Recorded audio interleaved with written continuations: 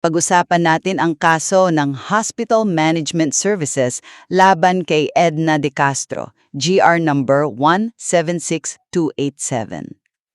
Tanong, kapag nagkamali ba ang nurse sa ospital, dapat tanggalin agad?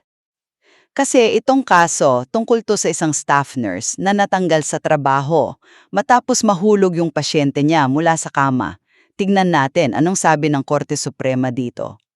Una, ano bang nangyari? May 81 anyos na pasyente na nahulog sa kama habang duty si Nurse De Castro. Hindi niya personal na chinek. Inutusan lang niya yung, alam mo na, ward clerk oriente.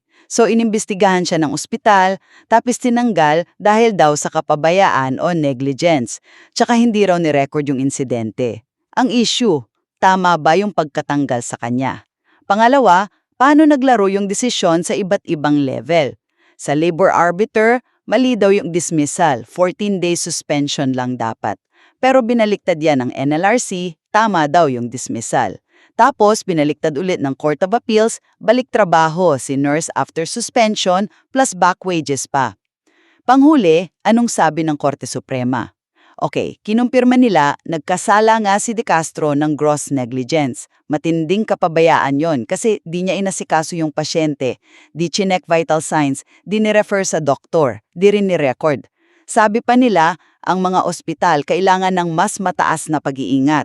Pero dahil first time to ni De Castro in almost 9 years at wala namang masamang intensyon, masyado raw mabigat yung dismissal.